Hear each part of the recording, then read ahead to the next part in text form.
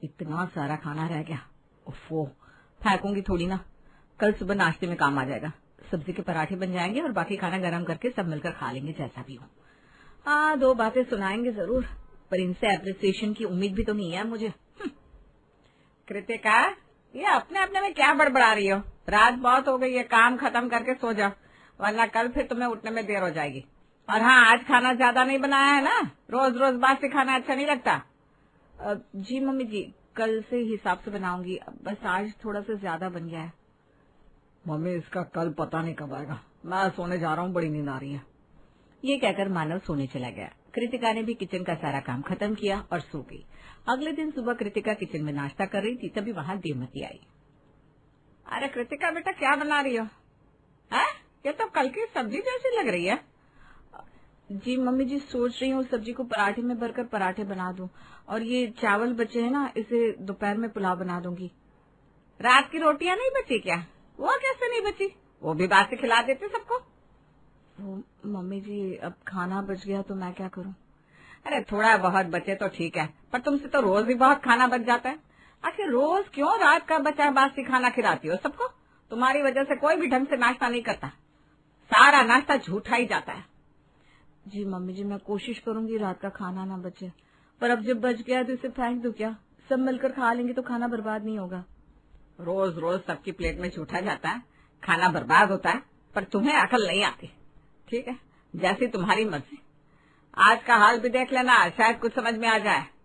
चलो अब जल्दी से टेबल पर नाश्ता लगा दो, सब नाश्ता करने आती होंगे। जी मम्मी जी। अब कृतिका ने सबकी टेबल पर नाश्ता लगा दिया, सब नाश्ता करने आ चुके थे। Good morning everybody. भाभी, आज क्या नाश्ता बनाया है? बड़ी भूख लगी है। आज मैंने गर्मा गर्म वेज पराठा बनाया है, ये लीजिए खाइए। ओफो भाभी, इससे तो कल वाली सब्जी की स्मेल आ रही है। इसका मतलब आज फिर बासी खाना खिला रहे हैं ना आप? मैं ना आपसे तंग आ गई हूँ, मैं नहीं खा सकती ये। मेरी स्किन पे ना पिंपल हो जाती बासी खाने से, और मुझे बिल्कुल अच्छा भी नहीं लगता ये खाना। अब बेटा क्या कर सकते हैं, खा ले, इतना भी बुरा नहीं है, तेरी भाभी की आदत हो गई है। तो मम्मी आप लोग खाइए ना, ये सब मुझे नहीं खाना, मैं बाहर कुछ खा लूंगी। हाँ मम्मी, बुआ एकदम करेक्ट बोल रही है। रोज आपकी कभी रोटियां बच जाती है, कभी सब्जियां, कभी दाल, और आप वही सब उलट पुलट कर हमें सुबह नाश्ते में खिला देते हो। अब तो मैं अभी थक चुका हूँ, पूरा दिन गैस बनी रहती है, मुझे नहीं खाना ये सब, आप खाइए। चलिए बुआ, हम बाहर खा लेंगे। हाँ चल, अगली गली पास में ना एक पराठे की दुकान है, मस्त पनीर के पराठे बनाते हैं, वही खाएंगे। Bye guys. बाय, मैं बुआ के साथ जा रहा हूँ, वहाँ से स्कूल चला जाऊंगा। पिंकी और आरव चले गए। उनके जाने के बाद मानव ने कहा, देखा कृतिका, आज भी इन दोनों ने ठीक से नाश्ता नहीं किया, और ये सिर्फ आज की बात नहीं है, रोज होता है हमारे यहाँ। अरे थोड़ा तो समझो, इतने साल हो गए तुम्हें खाना बनाते, अभी तक अंदाजा नहीं पड़ा तुम्हें कि इस घर में कितना खाना लगता है। मानो मैं ये सब जानबूझकर नहीं करती हूँ, बस हो जाता है। और फिर फ्रेश नाश्ता बनाऊंगी तो थोड़ा टाइम लगेगा, फिर आप ही 2-4 बातें सुना दोगे, बताओ मैं क्या करूँ? अरे रितिका, तुम तो ऐसे कह रही हो जैसे दुनिया में एक अकेली तुम ही नाश्ता बनाती हो। अरे जितनी भी हाउस वाइफ है ना, सब सुबह में नाश्ता फ्रेश बनाकर अपने पति को, बच्चों को खिलाती है, और वो भी बिल्कुल टाइम से। तुम्हें कोई अनोखा काम नहीं कहा है? हाँ, खाना जितना लगे उतना ही बनाओ, देखो तुम्हारा टाइम भी बचेगा, पर खाना फ्रेश बनाओ ताकि बर्बाद ना हो। घर का खाना खाने के लिए है, डस्टबिन भरने के लिए नहीं है।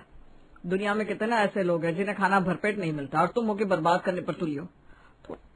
थोड़ा सोचो और समझो, मैं जा रहा हूँ ऑफिस। देख, मुझे बासी खाने से कोई ऐतराज नहीं है, मुझे एक पराठा दे दे, मैं तो खा लूंगी, पर बाकी सबकी थालियां देख कितना झूठा खाना पड़ा है, आगे से ध्यान रखना।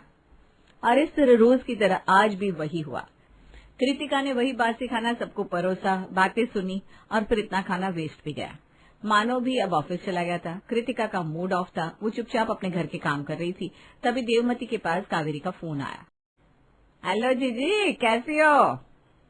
मैं तो ठीक हूँ, बस ये घुटने के दर्द ने जीना हराम कर रखा है। तू बता, कितने दिन हो गए तुझसे मिले हैं?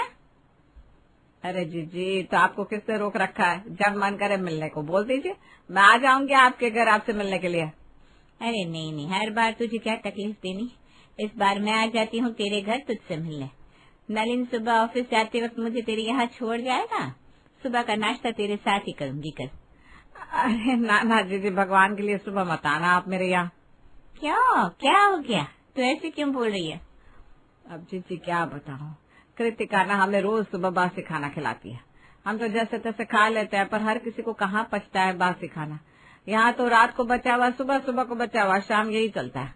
पता नहीं कब अकल आएगी कृतिका को। अरे पर इतना खाना बनाती क्यों है वो, जो शाम का सुबह खाना पड़े? अकल थोड़ी ना ऐसे, अकल तो जैसे मायके छोड़कर आई है। कितना बोला जितना खाना खाया जाए उतना बनाओ, पर नहीं, कढ़ाई भरकर बना दिया और फिर हम लोग सुबह बासी खा के पेट पकड़े घूमते हैं। ना बाबा ना, तब तो तेरे यहाँ नहीं आऊंगी मैं।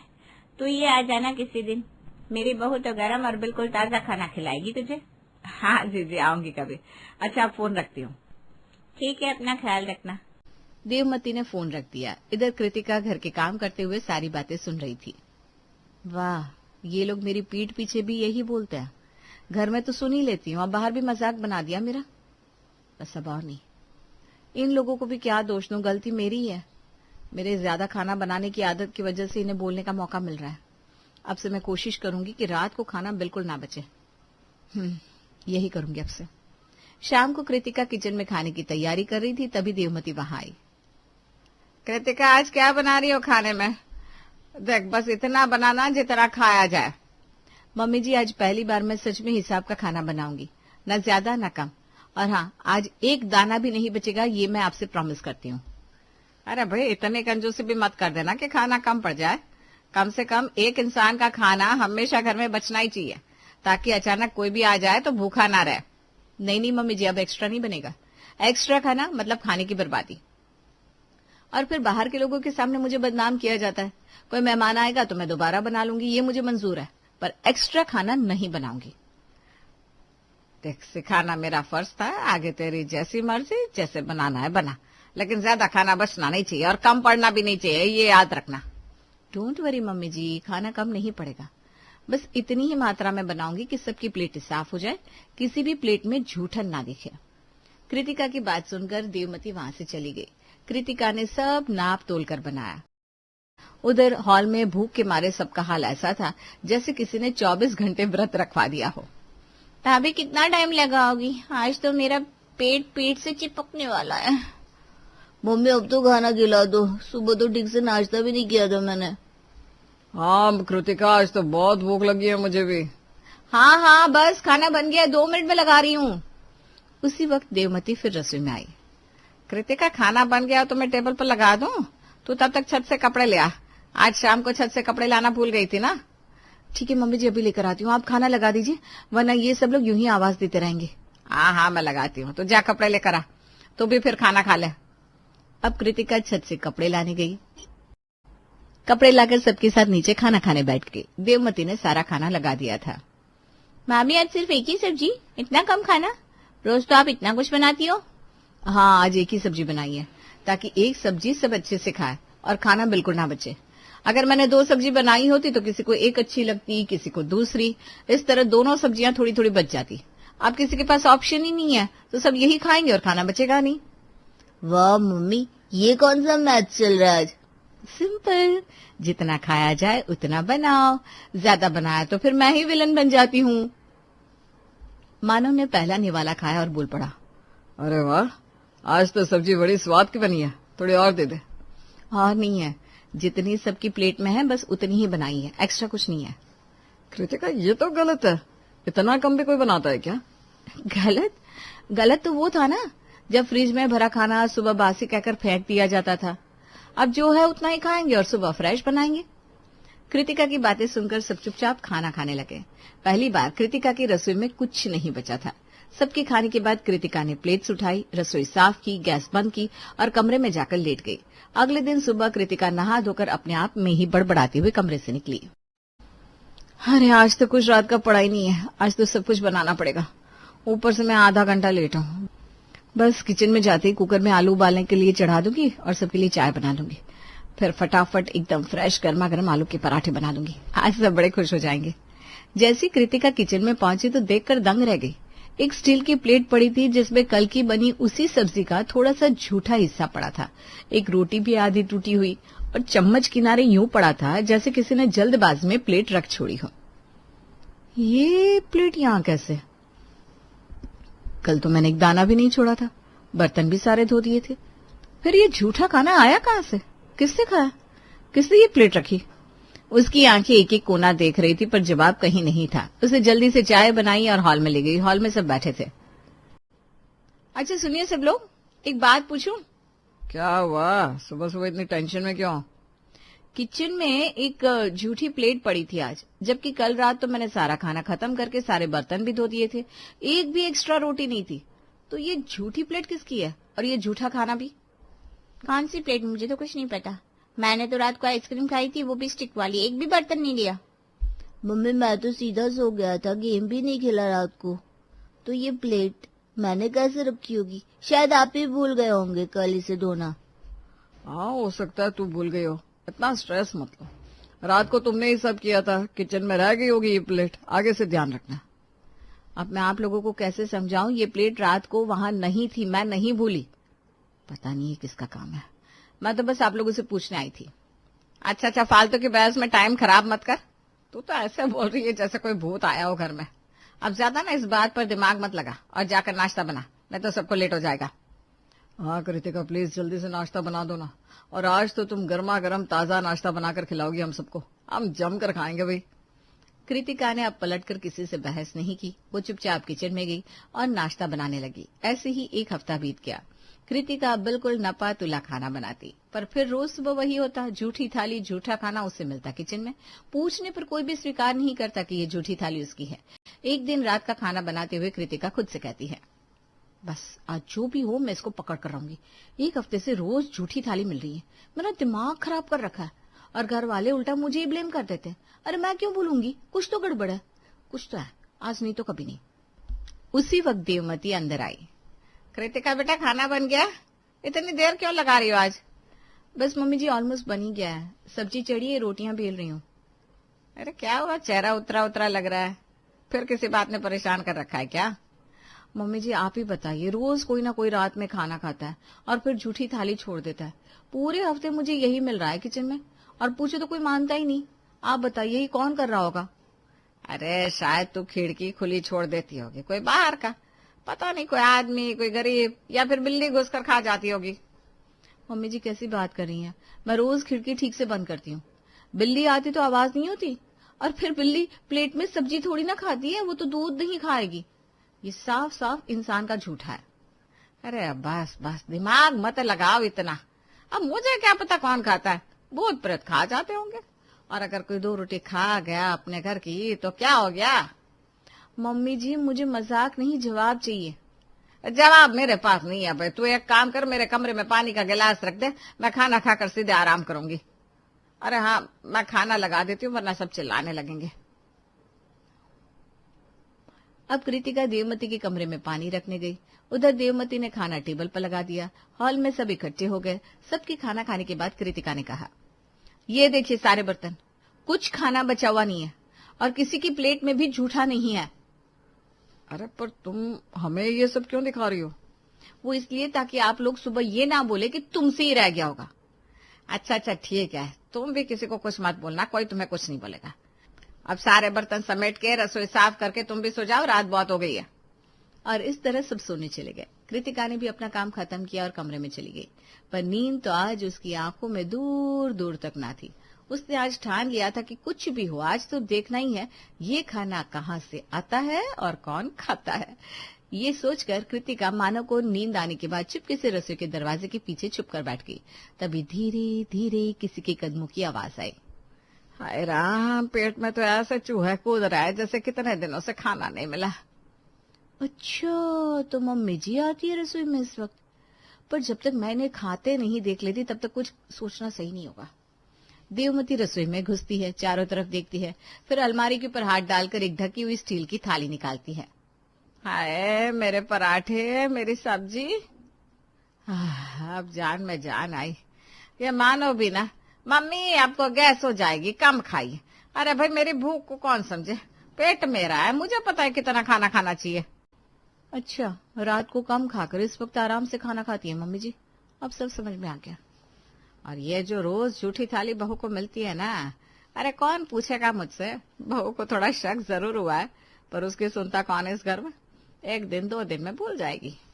इतना कहकर जैसी वो बाहर निकलने के लिए मुड़ती है, कृतिका ठीक सामने आकर खड़ी रह गई। अरे तो यहाँ? जी मम्मी जी, बिल्कुल यहाँ। तो याद थी जो रोज रात को चुपके से खाना खाती थी और झूठी प्लेट मेरे लिए छोड़ जाती थी। आवाज सुनकर अब घर के सभी लोग वहां आ चुके थे। हाय राम, मम्मी ये क्या, सुबह के 4 बजे खाना खा रही हो? हाँ बुआ, ये तो दादी है। दादी आप ही झूठा छोड़ती थी। मैं तो डर रहा था घर में भूत है। मम्मी आखिर आपको ये सब करने की जरूरत क्या थी? हाँ, मैं ही रोज रात को खाना खाती हूँ क्योंकि दिन भर मुझे कम खाना पड़ता है। अरे पहले ये जब बहुत ढेर सारा खाना बनाती थी ना, तब भी जब सब सो जाते थे तो आराम से खा लेती थी, किसी को पता भी नहीं चलता था। लेकिन अब तो बिल्कुल नपातुला खाना बनाती है, तो मुझे अब थोड़ा सा छिपा कर रखना पड़ता है और तुझे पता चल जाता है। अच्छा, इसलिए आप रोज बहानों से मुझे बाहर भेज देती थी। कभी छत पर कपड़े, कभी अचार की बन्नी, कभी आपका पानी। आप चाहती थी कि मैं रसोई से हट जाऊं। हाँ, अगर तू रसोई में रहती तो मैं अपनी थाली कैसे छुपाती?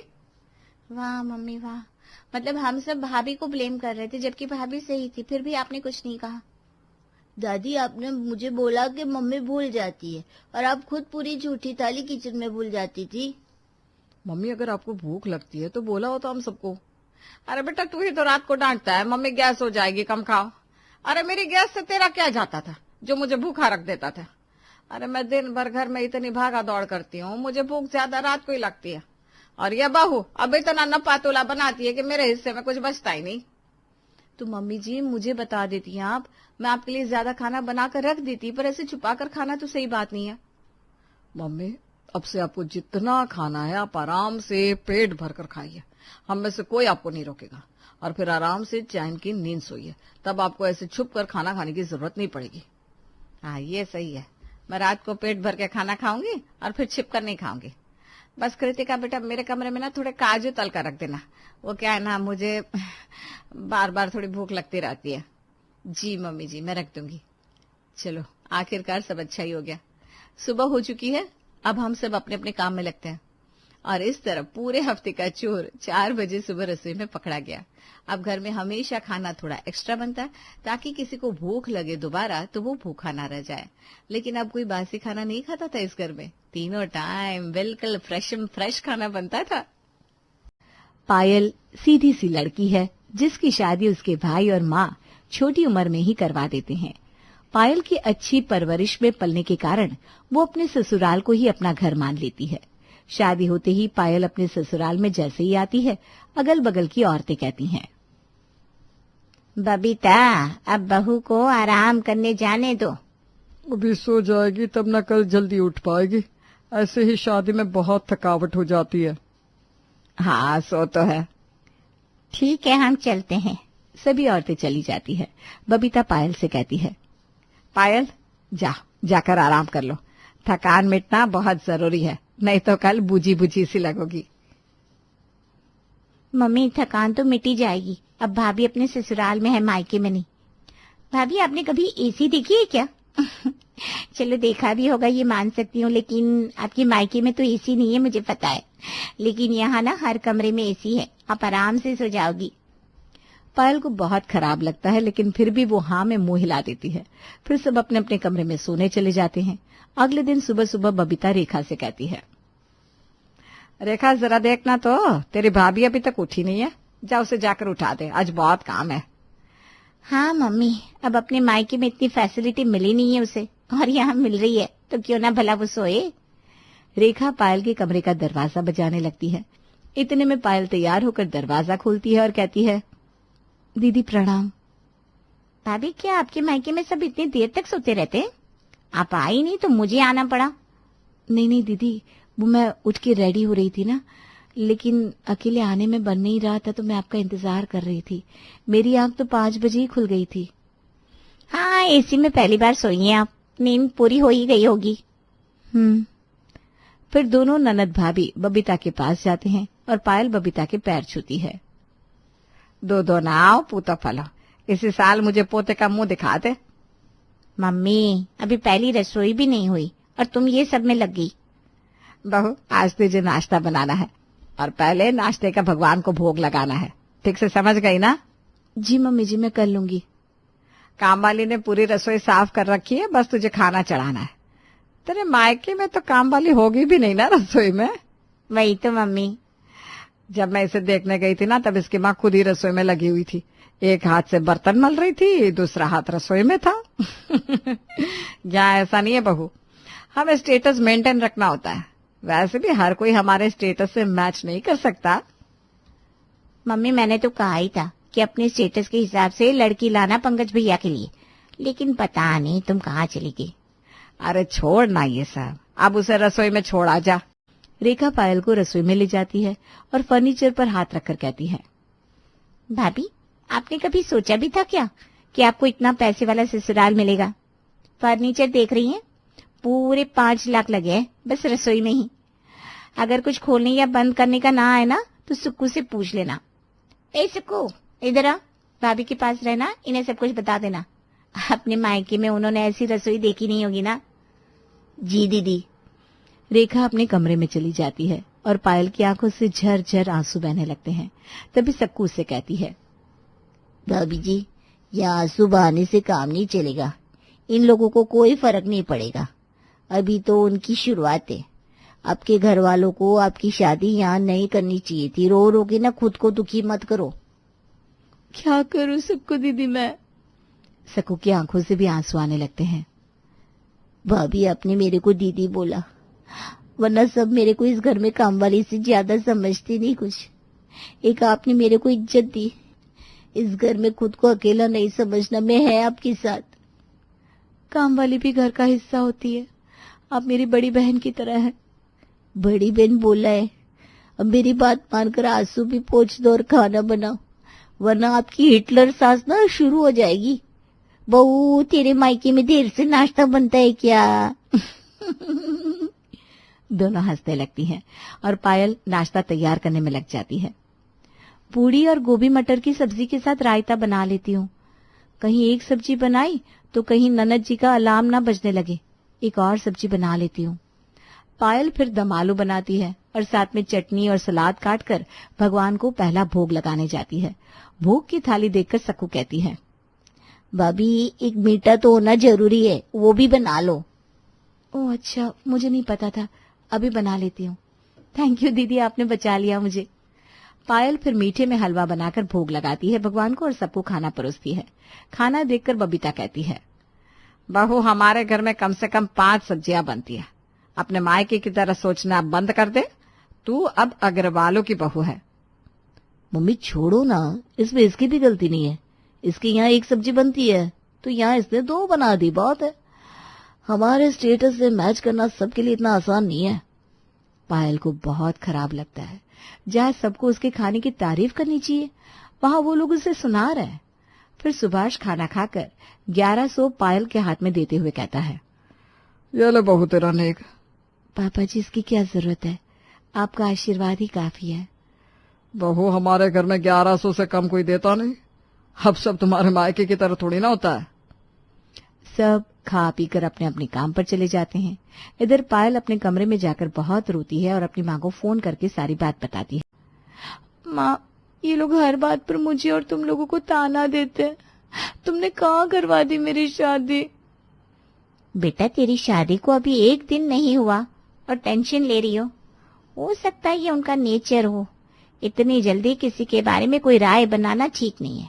तुम 1 हफ्ता देखो फिर कुछ कहना। ठीक है माँ। इतने में सक्कू वहाँ खाना लेकर आती है। भाभी रोना बंद करो, चलो खाना खा लो। नहीं, मुझे खाने का मन नहीं है, आप खा लो। आप नहीं खाएगी तो मैं भी नहीं खाएगी। अभी शुरुआत है, अगर आप खाना नहीं खाएगी तो कैसे झेल पाएगी इनको? आंसू बहाकर खुद को दुखी काय को कर रही है। ठीक है, आप कह रही हैं तो मैं खा लेती हूँ। पायल खाना खाकर सो जाती है। उधर सक्कू रसोई साफ करके घर के बाकी काम में लग जाती है। दोपहर में रेखा पायल से कहती है, भाभी मूवी चलोगी? शादी में इतनी भागदौड़ होगी, अब थोड़ा मूड रिलैक्स किया जाए। ठीक है, जैसा आप कहें। ठीक है तो शाम को तैयार हो जाना आप, और प्लीज साड़ी मत पहन लेना गंवार की तरह। जींस और टॉप पहन के चलना, मेरा अपना स्टेटस है। ठीक है दीदी, लेकिन मेरे पास एक भी जींस टॉप नहीं है। मेरे पास एक नया सेट रखा है, आप वही पहन लेना। शाम को पंकज ऑफिस से और सुभाष दुकान से घर आते हैं।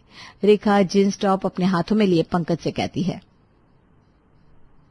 आप सब तैयार हो जाओ, मैं ये कपड़े भाभी को देकर तैयार होने जा रही हूँ। भाभी के पास एक भी जींस टॉप तक नहीं है। कैसे है उसके मायके वाले, बिल्कुल गंवार। पायल के नसीब खुल गए इस घर में आकर। उनका परिवार कभी हमारी बराबरी नहीं कर सकता। तू जाकर तैयार हो बेटा। पायल सब सुन रही थी। वो खुद से कहती है, ये लोग मेरे मायके वालों को ताना देने का कोई मौका नहीं छोड़ते। पायल अच्छे से तैयार हो जाती है और सब साथ में गाड़ी से मूवी के लिए निकल जाते हैं। गाड़ी में बैठती ही सुभाष कहता है, बहू तुम कभी इतनी महंगी गाड़ी में बैठी नहीं होगी, है ना? मुझे ज्यादा दूर जाने से वॉमिटिंग होती है। आज कैसे नहीं हुई? वो बहुत महंगी गाड़ी होने से फीचर भी बहुत अच्छे होते हैं। देखो तुम्हें ये सब एंजॉय करने को मिल रहा है, मायके में कहाँ तुम्हें ये सब नसीब होता। सब मॉल पहुंच जाते हैं। बबीता कहती है, कैसा लगा मॉल बहू? अच्छा है मम्मी जी। अपने मायके में तुम मॉल तो गई होगी, लेकिन कभी वहां मूवी हॉल नहीं जा पाई होगी। बहुत महंगे टिकट्स होते हैं ना इनके। हम सब तो भाई इसी में जाते हैं। जी मम्मी जी। सब मूवी हॉल में जाते हैं और मूवी के साथ वहां सब खाते पीते भी हैं। फिर मूवी खत्म होने के बाद सब रेस्टोरेंट खाने जाते हैं। पंकज पायल से कहता है, कभी मायके में इतने महंगे होटल में गई थी क्या? तुम्हें लग रहा है क्या कि कभी गई होगी भाभी, वरना उनका मुंह ऐसा रहता क्या? देखती रह गई होटल को। पायल की आंखें छलकने लगती है।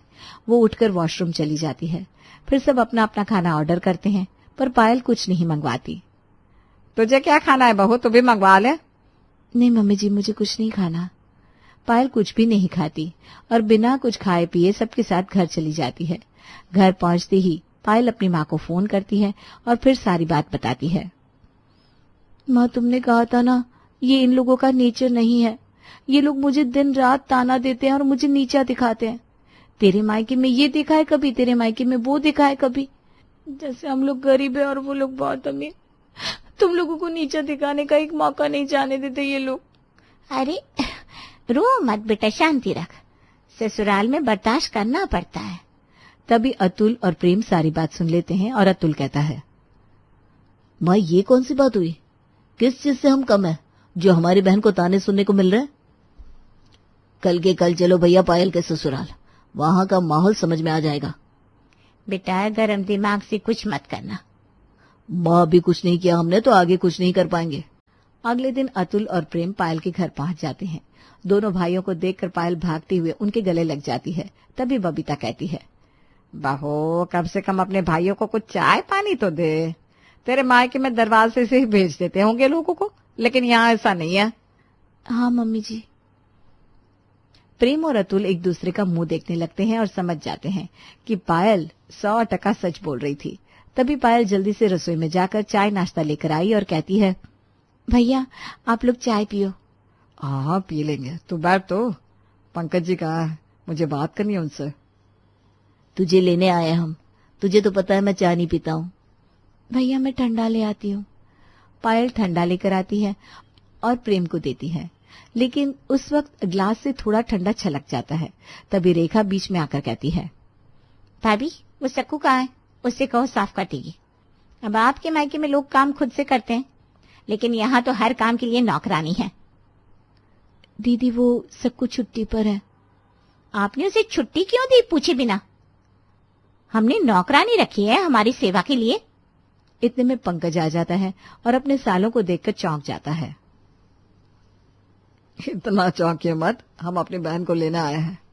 अरे नहीं बोला, मैं क्यों चौंकने लगा। पायल अपना सामान बांध लो। इतनी क्या जल्दी है?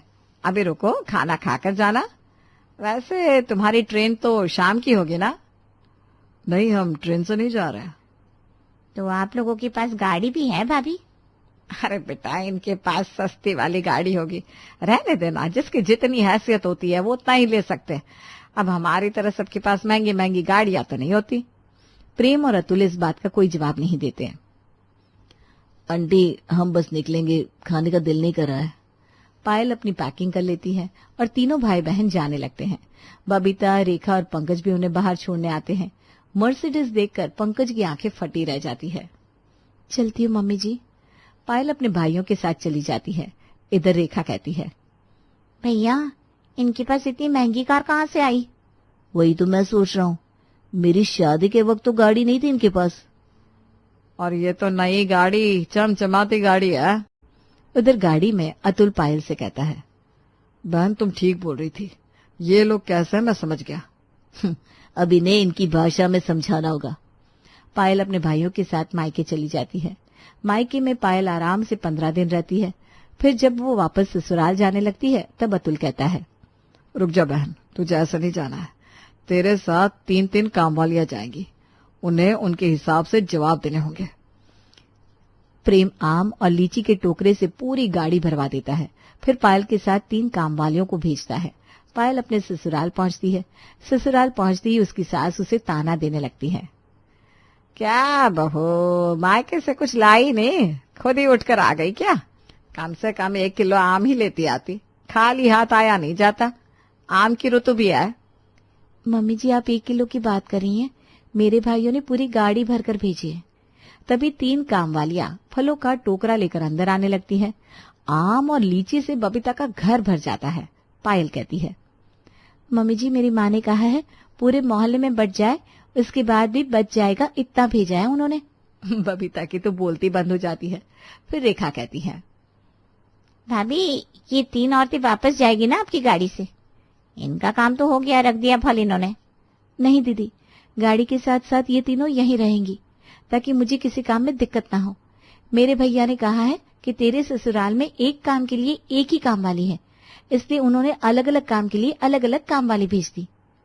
ये सुनकर रेखा को तो आग लग जाती है। वो तुरंत पंकज को फोन करके सारी बात बताती है।